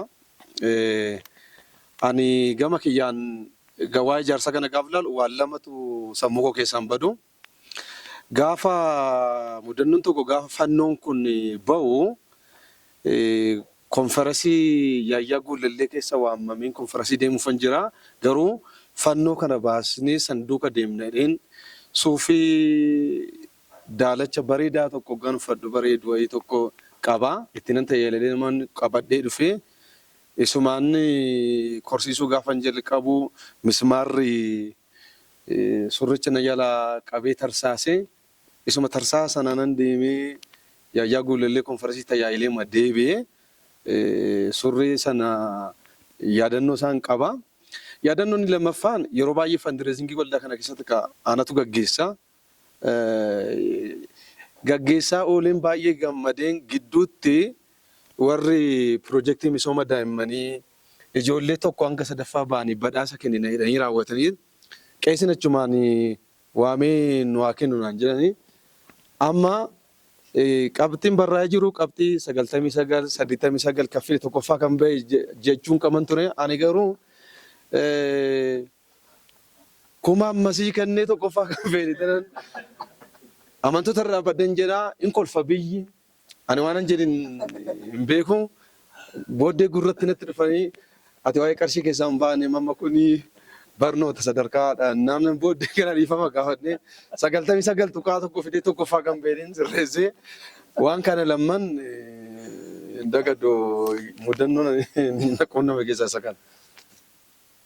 Geechoon min arbaata gaafa aga bubbulee fa'aa jiraate gaafa orfa birree oo jiraate wanti si mudate oo jiraate geechoo. Tole kan mudannoon jiru hedduudha. Waanuma muraasan kaasa. Inni tokko egaa hojii kana hojjechuudhaaf guyyaa hojii mataa keenyaa hojjennaa, hojii mootummaa hojjennaa, biiroo oollaa, biiroodhaa hoggaa baan immoo sitti wal geenyee hojii hojjennaa. Amma sa'aatii 5 amma sa'aa 6tti teenyee hojii hojjechaa ture jechuudha. Egaa yeroo tokko magaalaa keessatti rakkoo hamaan uumameet humna addaa jedhameet asitti tasgabbeessuudhaaf kan bobba'ee jira. Humni kun daangaa sa'aatii teechifameera. Nama sa'aatii dabarsee hirreebamaa, rukutamaa waan akkasii ture. Hojichi baay'ee ariifataa waan tureef bor hojiin itti aanee hojjetamu dirqama waan ta'eef amma sa'aatii 5tti teenyee hojjechaa turre jechuudha. Sodaan jira jechuudha. Amma yoo karaatti nu argatan wayitaana kan jedhu sodaan jira. Nan yaadadhaa iddoo isaa innee girmaa jennee sadan keenyas ol galaa turre. Girmaadhaan nagaatti innee bira dabarree oduma deemnu namoota walitti dhufne jechuudha. Dhaabadhaa nuun jennaa dhaabannee egaa naasuun kaa naasuu miti bishaanuma taane. Amma isaa deemtan jennaani nuti waldaadhaa deemnaa sa'aatii kanaan maaltu deemaa isiniin jedhee haala yeroon beeytanii nuti si'aa kana hin deemnu sin as jirtan jechuu dhageenyaan deemne malee qofa ammaa sodaannaa meerrennaan iddoo isaan kitaaba qulqulluutti agarsiise 3 ta'anii jiranii ati isa manaan gahi ati immoo isa manaan gadhanii tokko naa kanii tokko iddoo sadaan gahi nu geggeessanii kun mudannoo tokkodha. Egaa hojiin ijaarsa kanaa waggaa hojjetamu yeroo sanatti maateriyaaliin baay'een Finfinneedhaaf fe'amaa ture jechuudha. Finfinneedhaa gaafa fe'amu yeroon waan hin jirreef halkan sa'aatii 12tti deemnaa tiraanspoortii baay'ee akka ammaa kana faasilitiin baay'een hin jiru. Bakka bakkaa bitamaa jechuudha. Guyyaa guutuu olumaaf gadi deemamee kaattamee achi deemamee bakka bakka meeshaa Ayisuuzii guutuu kan makiinaa guutuu fe'achuu qabna waan ta'eef gatii makiinatti jechuudha. Waa'een qursii waa'een misaa yaadamu jechuudha. Tokko kootteedhaa dabneetti immoo achi deemnaa kanuma keessa sa'aatiin deemaa. Gaafa sa'aatiin deemu midhatoo mucaan mana kan ijaaru kusin jalaa cufamuuf deemaa makiinaan duwwaa sin jalaa galuuf deeman eenyu hawaa akkabaa ture. Odoo qursiin jedhin odoo misaan jedhin amma gara sa'aatii 1tti deemaa jirra. Amma xaawulaa feena. Bakki xaawulaa feenu daandiin baaburaa kun hojjetamaa jira masaalamaadha. Gamanaa itti feena. Obbo Girmaan immoo xiqqoo sukkaari kunis baay'ee isa rakkisa nyaachuu qaba. Nuti garuu sana hin dhageenye waama meeshaa ilaalaa turre jechuudha. Hoggaan nuti xaawulaa baannee si wajjin deemnu obbo Girmaan iddoo wayii dhaabbatanii nyaataa jiru. Hoggaan deebi'u mana wayiitti irra dhaabbatee Girmaan afaan godhachaa jira. Girmaa maal gootaa hoggaan jedhuuni hinduu waaqtoon roobii takka bitadhee nyaachaa jira. Eessa bakki dhaabbachaa jirtu kun jennaani shifti godhee bakka sanii kinoo san dhaabbadhee asi. An afaanitti qabatee an harkatti qabatee iddoo jijjiiratee asan jira. Kun mudannoo tokkodha. Inni kabira kan hin raafanne amma manni kun gaafa akkanatti ijaaramee mul'atu nama har'a ilaaluuf waa salphaa fakkaata. Adeemsi keessa darbame rakkinni keessa darbame rakkina baay'ee cimaa ture jechuudha. Amma afaan nama hadhaa'utti nama cinqu amma sammuun nama naannootti waan nama cinqu ture jechuudha. Wanti inni raafatamne meeshaan oduma qarshii qabnu magaala irraa dhabama. Vaayibireetarii fayyadamnaa. Vaayibireetariin magaala irraa yeroo dhabamu jira. meeshaan kana wal qabatee jiru yeroo barbaanne gabaarraa hin dhabamaa magaalarraa hin dhabamaa hojiin immoo hin dhaabbataa sarratanyaan dhaabbataa baay'ee rakkoo ture jechuudha. Yeroo kaanitti xaaraa isa gubbaa kana qorrisiisuudhaaf gaafa jennu wanti nu barbaannu siruma walitti nu dhufuu deetoo baay'ee rakkachaa turre. Qeesmuluun dhaabbataniiti waan keessa dabare kana ilaalaniiti maal qabaayyuu jedhani. Maal qabaayyuu odoo ijaarsa kana hin jammarin dura Waaqayyo odoo viidiyoodhaan kan hundumaa nutti agarsiisaa jiraati. Jedhanii dubbatanii ani hoggaasa sirriitti hin qalbeeffanne booda hinuma darbamoo darbee waan gaarii ta'a. Erga darbee raawwatee qees Darajjee jedhanan qeesi koo Qeesmuluun akkanaan jedhee ture. Mahaaluu አይነገርም jedhee waa'ee saba Israa'el gaafa Gibxii ka'anii fi rakkina gidduu sana turee fi gaafa immoo biyya dhaaltummaa isaaniitti galan kana kaasee qeesiin immoo dhugaa ba'aa ture. Waan akkana ture jira jechuudha. Inni kabira yeroo xaara kana korsiisnu kireeniin ankura ture xaaraan kun. Iddoo kanaan gala ture kireeniin dhufnaan kireeniin lafa seene. Guyyaa tokko dhakaatti guuraa oollee hin didame gaafsan barattoota yuunivarsiitiiti. Barattoota yuunivarsiitii Salaalee reefu kaampaasii gara dhufanii isaas dhufanii nu gargaaraa turanii gaafsan hanan hin irraanfanne warri safaraallee namni nu hin beeknerree namni nu beekullee nutti yaa'ee nu gargaaraa ture. Gaafa kireeniin kun xaara kana korsiisu warri kanaan dura waan keenya waan yaraa haasaa turan sun akka ajaa'ibaatti dhufanii tooyi waan kana ilaalaa turan jechuudha.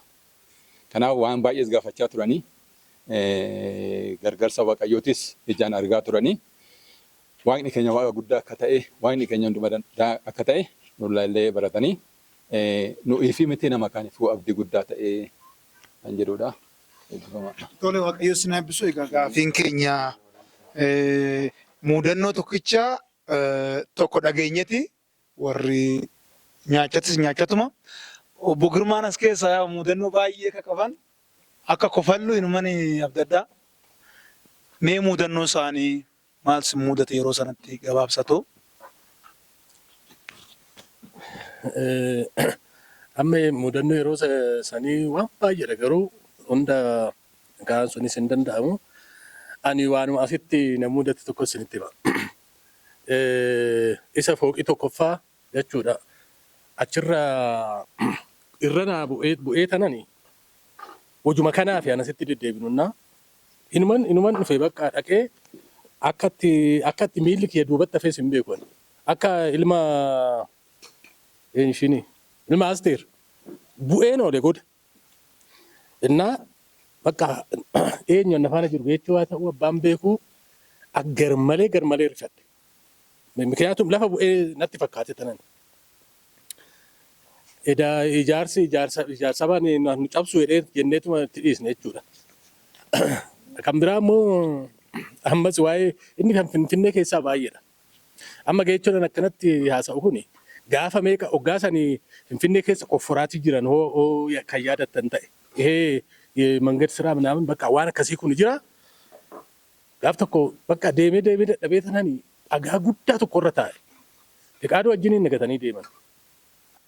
Amma isaan karaa piyaasaa zooranii raawwataniiti fandireessisan qopheessuudhaaf achi mindinne magbiyaachin.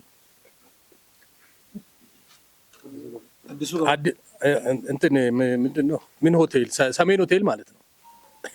Ani immoo asirraan karaa Gabreelin jedha.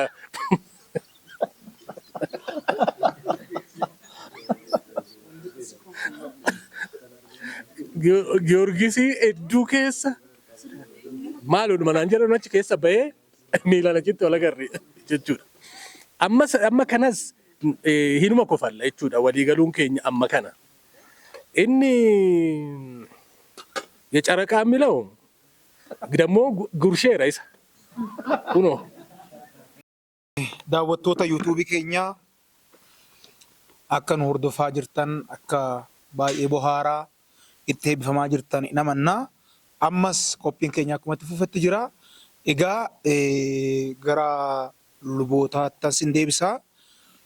Waldaan kuni waggoota muraasan dura waldaa Fiichee Addis Katamaa jedhamee beekamaa. Sababni isin maqaa kan itti moggaaftan maalinni? Egaa jijjiirran maqaa kana mul'ata Waaqayyoon waldaa kana kenne irra dhaabbateetti maqaan kun jijjiirrame. Egaa akkuma ijaarsi waldaa kun xumurame namoonni baay'een fuula keessaan gara hojii wangeelatti deebisuu qabdan jechaas nu gorsaas turanii. Sana gidduus Waaqayyo immoo ammoo kallattii hafuuratiin akkuma kanaan dura ijaarsa irratti dubbachaa ture sana kallattii hafuuratiin fuula keenya deeffachuu akka qabu dubbachaa ture. Kanaaf Waaqayyoon waan hin danda'amne biyya keenya keessatti hojjete nu agarsiiseera.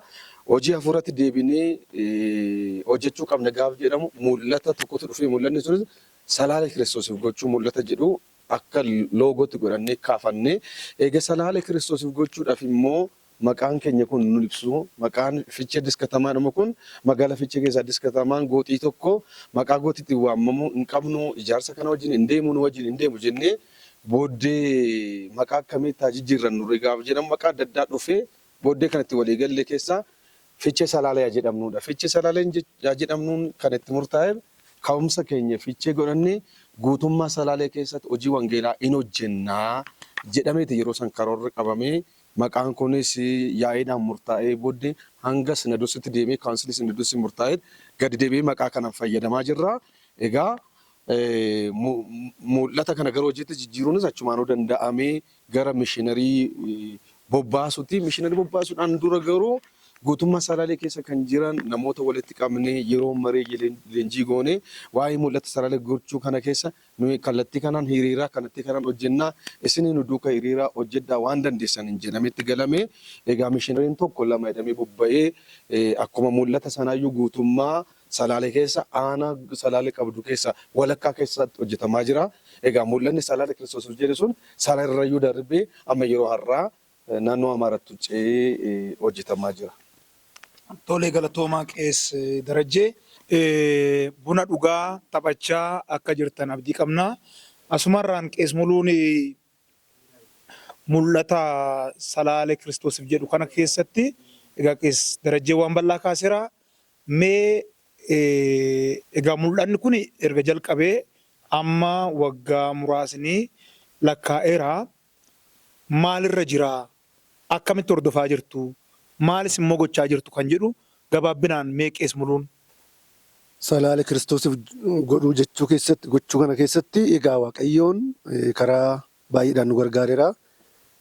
Hojiin ijoon waldaa kanaas hojii kanadha. Hojii mishiinarii hojjechuudha. Ergamni Waaqayyoos ergamni waldaas inni guddaan waldaa kana ijaaruu miti. Waaqayyoon dubbatee isa sanin raawwatee waldaa kana ijaarsa waldaa kana erga ijaarree booda gaafii sammuu keenya erga deebisee booda Waaqayyoon isa ijaan mul'atu kana hojii hafuuraa akka hojjennudha. Waaqayyoon keessa keenya kan kaa'aa ture waldaa kana mul'ata kan kennaa ture jechuudha. Dubbachaa ture battaluma ijaarsi waldaa kun xumurameen waldaan kun hojii mishinii ergama wangeelaa isa guddaa jedhamu isa san hojjechuutti ceete jechuudha waldaan kun. Jalqaba isaanii sin ulfaata ture akka irraa kanaa miti. Baay'ee namni nama hubatu baay'ee si fudhatu namni. Haa ta'u malee Waaqayyoon akeeka isaa waan ta'e waan dubbateef hojiin kun baay'ee baadiyyaa Salaalee keessatti aanawwan jiran keessatti mishiinarii erguudhaan kadhachuudhaan dhuga ba'umsaan hojii akkasiitidha waldaan kun kan hojjechaa jirtu. Hojii kanaan baay'ee Waaqayyo iddootti nu milkeesse qaba. Gara iddoo 19tti mishiinariin bobba'ee hojiin akkaataa ittiin hojjetame jira. Fagoodhaa dhiyoodhaa Waaqayyoon namoota nu kaaseera. Naannoo saba Uraagee keessaa kan kaafaman jiru. Biyya alaatti namoonni kan kaafaman jiru. Iddoo garaagaraatti namoonni nu bukkee dhaabatan jiru jechuudha. As waldaan keenya immoo keessattuu sabni nuu qabnu amantoonni keenya haadholiin keenya baay'ee karaa addaatiin hojii kanaaf harka mirgaa ta'anii kadhataan qabeenya isaaniitiin waldaan kun nu bukkee ta'e hojii kana akka itti fufsiifamu ta'eera. Kanaaf caalumatti ammoo bal'isneetuma hojii kana hojjechuudhaaf ammayyuu waldaa sochii guddaa jalqabdeerti. Sochii kanattis immoo sabni keenya amantoonni dargaggoonni fagoo dhiyoo kan jiran baay'ee garaa isaanii waldaa kana wajjin hojjechuudhaaf namoonni baay'ee fedha guddaa yaada guddaa qabu. Miidiyaa keenyas akkuma darbamu karaa miidiyaa keenyas hojii wangeelaa hojjetamu hojii guddaadha.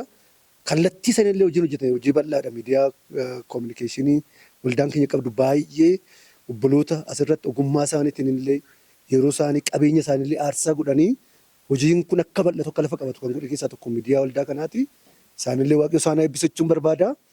Egaa cimsinee caalumatti hankaleessaa caalaa hojii ergama guddaa hojii wangeelaa sana hojjechuudhaan waldaan ammayyuu hojii babal'aa sochii guddaa gochaa jirti.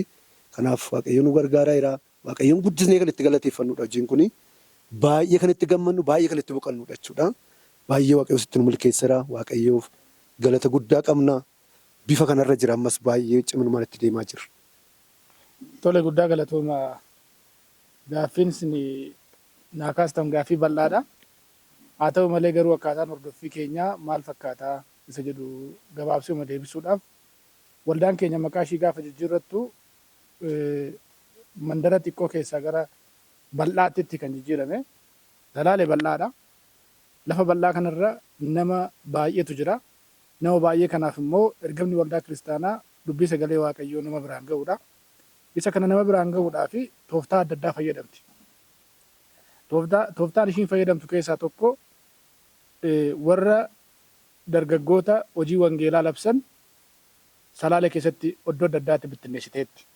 Waldaan kun deeggartoota ishii ijoollota waldaa kana keessatti guddatanii iddoo biraatiin hojii hojjetan warra biyya keessaa biyya alaa ta'anii nu deeggaran qabeenya isaaniitiin gorsaan gama garaagaraatiin nu faana ta'uudhaan waldaan kun miilla ishii dheereffattee amma magaalaa Fiichee keessaa baatee iddoowwan lallabaa naannoo 18tti bobbaastee namoota bobbaastee mindeessitee mishinaroota garaagaraa bobbaastee hojjetaa jirti jechuudha. Isaan kana immoo akkaataan nuti to'annu ifatti dambii keenya irra jira. Hojiin mishinarii maal akka ta'e dambii keenya irra ifatti jira. Akkaataa dambii keenyaatiin gabaasa guyyaa 15 haa ta'u ji'aan fudhanna. Hordoffiif to'annoon keenya tokko gabaasa mishinaroota bobba'an kana leenjiin kenninaa fi iddoo itti barbaachisummaa isaatii dursinee qoranna. Akka waldaatti koree dhaabnee koreewwan adda addaa waldaa kana keessa jiru koree dhaabbattoo keessaa kan dhimma kana laallatus koreen hin jira. Koree kana faana taanee tajaajiltootaa fi luboota waldaa keenyaa wajjin ta'uudhaan jaarsolii waldaa amma jirrus tooftaa to'annoo ittiin goonu addaa bocannee karaa tajaajiltoota ramadannee hin to'anne jechuudha. Tooftaa to'annoo keessaa tokko gabaasa ji'aa yeroodhaan iddoo rakkoon nageenyaa amma jirutti bilbilaan nuu kennu karaa garaagaraatiin nu ergu tooftaa garaagaraatiin hin to'anna. Maal akka hojjetan guyyaa meeqa akka waaqayyoon kadhatan lubbuu meeqatti akka dubbii sagalee waaqayyoo dubbatan maal akka hojjetaa jiran namoonni bobba'an kun immoo akkamitti akka isaan hojjetan hin to'anna hin hordofna. To'annoo hordoffii isaanii immoo gatteenyee hin gamaggamna hin qoranna. Waan qorannu sana immoo irratti walii gallee akkaataa itti walii galleen immoo mindaa jara kanaa hin kaffalla jechuudha. Kaffaltii mindaa kanaa yeroo kaffallutti deeggartoota keenya nu deeggara. Akkuma beekamu waldaan kiristaanaa hojii wangeela hojjechuu irraan kan hafe faayinaansii adda biraan qabnu. Faayinaansii nuti qabnu saba as keessa jirudha. Saba kanatti fayyadamnee saba iddoo biraatiin nu deeggaranis fayyadamnee mindaadhaan waan garaagaraatiin jarreen kana inni deeggarra. Isaan immoo irra jireessa warri bobba'an kun hin hojjetu. Akkaataa nuti salaalee kiristoosiif gochuu keessaa karoorfannee hojjennu keessaa inni tokko miishinaroota itti bobbaasuudhaani. Dubbii sagalee waaqayyoo kana yeroo garaagaraatti labsii wangeelaa leenjii adda addaa goonee baasnee labsuudhaan hojjenna. Warroota kana godhan immoo tajaajiltoota waldaa keenyatti fayyadamuudhaan luboota waldaan kun qabdu hunduma isaaniitti fayyadamuudhaan kana gochaa irraa ammatti yoo waaqayyo nu gargaare jedhe jijjiirama guddaa jira jechuudha. Maqaa ishii moggaafattee maqaa ishii jijjiirrattee qaama dhimmi ilaallatu beeksifattee gadi hin teenye. Bariitu isaa waldaan kun naannoo salaalee qabdu kana godina salaalee kana keessatti aanota garaagaraa keessatti mishinaroota kana bobbaasteetti amma keessumayyuu dabartee iddoo hojii wangeelaa kun ittiin hojjenne naannoo Amaaraa bakkee Saayidabar jedhamutti mishinarii tokko bobbaasneerra tarkaanfanneerra jechuudha. Akkuma maqaa keenya salaalee kiristoosiif jedhu salaalee waliin gahuudhaaf yaalleerra irra dabarree immoo naannoo ollaa keenya jiranitti illee dabarree hojii hojjetaa kan jiru ta'uu keenya ibsuudhaa fi kana kan goonu garuu deeggartoonni keenya baay'ee iddoo fagoorraa iddoo garaagaraarraa hin jiru.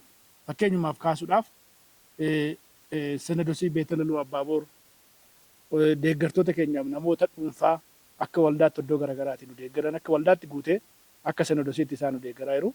Waldoonni iddoo adda addaa jiranis nu deeggaru. Akka nama dhuunfaatittis namoonni dhuunfaan akkuma jalqaba kaasaa turtan mishiinarii bobbaasuu isa jalqabaa obboleessi keenya amma naannoo Adaamaa jiraatu injinar Daanyaachoon nu bobbaasanii mishiinarii bobbaasanii mindaa kaffalaa waan garaagaraa gochaa turanii namoonni jalqabumarraa kaasanii guddina waldaa kanaa keessatti tumsa guddaa gochaa turan ammallee nu tumsanii hojiin bal'aan hojjetamaa kan jiru ta'uu isaati. Yeroo garaagaraatti yeroo hojiin kun hojjetamu immoo hin qoranna. Jaarsolii waldaatiif tajaajiltoonni keenya waliin ta'uudhaan hin qoranna. Rakkoo jiru adda baasna. Rakkoo jiru sanaaf furmaata kennina.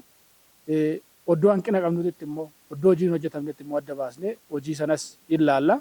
Yeroo garaagaraatti ilaalla. Ilaaluu qofa miti. Hanqina keenya ilaallee leenjii gahaa kennina. Leenjii gahaa kennu luboonni keenya warra gahooman barumsaan sadarkaa guddaa irra warra gahantu jira waan ta'eef isaan leenjii gahaa kennu. Hojjettoota mishiinaroota kanaafis haa ta'u, miseensota waldaa keenyaatiifis haa ta'u, leenjii gahaa kenninee akkamitti akka dubbiin sagalee Waaqayyoo salaalee lafa salaalee kana sirriitti qabatu namoonni biyya kana jiran dubbii sagalee Waaqayyoo isa sirrii akka dhaga'aniif cimsinee hojjetaa kan jiru ta'uu isaati. Asumaanuyyuu deeggartoonni keenya iddoo biraa jirtan irra deebinee baga geessanii baga Waaqayyo isin gargaaree hojii waldaa kiristaanaa magaalaa Fiichee keessa jirru teenyee hojjennu kana fakkaata. Kanuma caalayyuu immoo miidiyaa keenya irraa hubachuu kan danda'amu ta'uusaa dhaamuudhumaafan. Tole salaalee kiristoosiif mul'anni jedhu guutummaa salaalee hunda keessatti wangeela babal'isuudhaaf mul'ata waldaadha kennamedha. Mul'ata kanaa galamaan ga'uudhaaf immoo warra salaalee keessa jiran qofa kan ilaallatu jechuudha. Kanaaf hojiin kun kan hojjetamu hojii deeggarsa barbaadudha, hojii tumsa barbaadudha. Hojii tumsa barbaadu kana keessatti hundarra adda durummaadhaan kan socho'uu qabu waldaadha. Waldaan gahee irraa eegamu bahaate jirti jechuudha. Kanarraa kan hafe waldaan hojiin hojjettu gahee qindeessummaati. Namoota biyya keessa jiran, namoota biyya alaa jiran qindeessuudhaan hojiin kun akka hojjetamu taasifamaa jira jechuudha ammayyuu. Ammayyuu hojichi kun hojii dhaabbatamu jechuudha. Rakkoo salaalee qabu wajjin rakkina yookaan immoo dhiibbaa wangeela salaalee jiru wajjin wal qabatee gaafa ilaallamu ammayyuu hojii guddaa tafa hojii bal'aa tafa jechuudha. Kana galmaan ga'uudhaaf kana hojjechuudhaaf dhimmichi kan ilaallatu warra salaalee yookaan immoo warra naannoo kanaa qofa osoo hin taane warra mul'ata kana deeggaran biyya keessa kan jiran biyya alaa kan jiran namoota hundumaa hin ilaallata jechuudha. Tumsi kun namoota baay'ee ammayyuu hirmaachisaa jira. Waldoonni garaagaraa akkuma duratti ka'e deeggaraa jiru. Namoonni dhuunfaa biyya keessa jiranis biyya alaa jiranis hojii kanarratti bobba'anii hojjechaa jiru. Mishiinaroota bobbaasaa jiru. Faayinaansiidhaan hojii kana deeggaraa jiru. Loojistiikii garaagaraa dhiyeessuudhaan hojiin kun akka hojjetamu gochaa jiran jechuudha. Ammayyuu hojiin kana galmaan ga'uudhaaf deeggarsi kana caalu tumsi kana caalu hin barbaachisa jechuudha. Kanaaf hojii guddaa jira fuuldura keenya. Hojii kana galmaan ga'uudhaaf immoo waan hundumaa qindeessaniitu namas maallaqas qindeessaniitu hojjechuun barbaachisaa ta'a. Akkaataa kanaan hojjetame mul'anni Waaqayyoo yeroo gabaabaa keessatti akka galmaan ga'u abdii guddaa qabnaa jechuudha. Waaqayyoon isin haa eebbisu. Buleessi keenya keessa darajeen ergaa dhumaa eenyu laallata waamicha dhiyeennuu dhiyeessi akkasumas immoo egaa keessa darajeen walitti qabaa jaarsolii waldaa Fiichee Salaaleetti akkasuma immoo sabakaa Salaaleetti irratti qindeessadha. Waldaan humna dhabanii gargaarsa kan barbaadan akkuma keenya kaleessaa garuu mul'ata kan qaban horii kan hin qabne jiru namoota waldoota kanaaf ergaa gabaabaa jabaadhaa kan jedhu dabarsan. Galatoomaa egaa mul'ata Waaqayyo nutti kenneen nuni akka waldaatti amma humni keenya danda'ee dhuunfarraa kaanee namoota dhuunfaa kadhachuudhaan qindeessuudhaan daboo kadhachuudhaan hojii wangeelaa kana guutummaa Salaalee keessatti socho'aa jirra. Xiqqaa xiqqaatu aanaa 7 keessa gara mishiinarii 18 bobba'ama 19ffaan bobba'aa jira. Itti fufaas jirra. Kana kan goone nama dhuunfaan nu gargaaree namoota qindaa'ee nu gargaaree amantoota keenyatu buusee kan nu beeku kan nu beekne hunduu godheera. Egaa Salaalee Kiristoosiif hin goona. Salaalee dabarree naannoon Amaaraa nuun eeggata. Egaa jirru miseensi waldaa keenya akkasuma deeggartoonni waldaa keenya akkuma kaleessa ijaarsa waldaarra nu deeggartan amma immoo hojii isa guddaa kanarratti nu deeggaruu qabdu.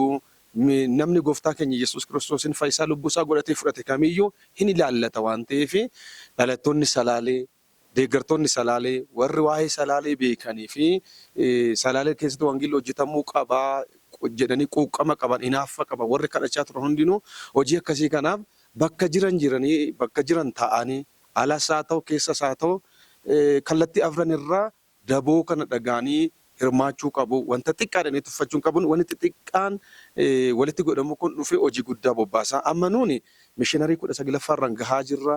Mishiinarii 19 salaalee kiristoosiif hin ta'u.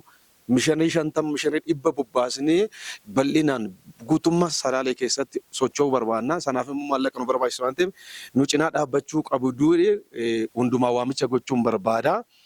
Egaa waldoota akka keenyaa hojii akkasii kana hojjechuu barbaadanii humna dhabanii karaa wallaalanii fi dhaamsi nu qabnu waan waldaan kun dabarsite irraa haa baratanii waldaa kanarraa muuxannoo fudhatanidha.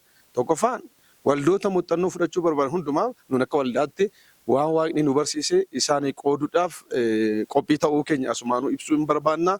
Dabalataan iccitii waldaan kun itti milkooftee kana taate akkuma dura dubbachaa turre tokkummaa amantootaa, tokkummaa tajaajiltootaa, tokkummaa koreef jaarsoliitii akkasuma kadhata cimaatu jira jenneerra. Hojiin hafuuraa kadhata malee hojjetamu. Kadhanni nama dhuunfarraa qabee kadhanni bultii, kadhanni soomaaf sagadaa, kadhanni riphaa xiyyeeffannaadhaan wallaansoo qabanii waaqayyo wajjin kadhachuun barbaachisaadha. Waldaan kamiyyuu kadhachuu qabdee yaada kadhattee mul'ata waaqayyoo irraa fudhatte san immoo amantaadhaan otoo hin sodaatiin otoo hin shakkin waaqarratti of gatanii socho'uu gaafata.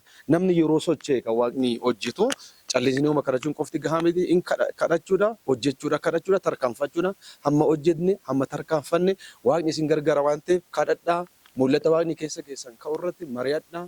Tokkummaadhaan immoo socho'aa. Egaa namni tajaajila irraa jalqabee gaggeessuu irraa jalqabee hanga amantootatti immoo wallagaanii mul'ata kana wal harkaa fuudhuun barbaachisaa ta'a. Dhimmi kun dhimma hunda keenya ilaallatu waan ta'eef egaa nu kophaa keenya salaalee kiristoosiif hin goonu. Asumaanuu waldoota guutummaa salaalee baadiyyaa magaalaa keessa jira hundumaaf ergaan ani dabarsu nuni amma humni keenya danda'e hojjechaa jirra. Hundi keessan nu duuka hojjettanii idaama waliigalaa kanatu dhufee salaalee kiristoosiif godha waan ta'eef asumaanuu hojii mishiinarii bobbaasu hojii iddoo lallabaa saaquu kanarratti akka xiyyeeffattan gamanumaan dhaamsa koo isinii dhaamsuun barbaada. Egaa miseensi waldaa keenyaa deeggartoonni waldaa keenyaa fagoo dhiyoo kan jirtan hundinuu ammas irra deebi'ee bagaa yaadannoo du'aa ka'uu gooftaa keenya Yesuus Kiristoos kan bara 2018 isin ga'e ayyaanicha ayyaana gaarii isiniif haa ta'u. Waaqayyo sanaa eebbisuu eebbifamaa warri nu deeggaraa jirtan ammas itti fufaa warri hin jalqabne immoo ammas waamicha isinii goonaa jirra nu birmadhaan isiniin jenna gooftaan keenya isinaa eebbisu eebbifamaa. Waaqayyo isinaa eebbisu. Egaa daawwattoota fuula miidiyaa keenyaa Waaqayyoon isinaa eebbisu. Ayyaanni ayyaana gaarii isiniif haa ta'u jechaati. Ogeessa kaameraatiin kan faana turan obboleessa keenya Darajjee Bojaa akkasumas jaarsolii waldaa keenyaa warra istiidiyoo kana keessa jirtan hunduma keessa Waaqayyo isinaa eebbisu. Eebbifamaa ayyaana gaarii isiniif haa ta'u.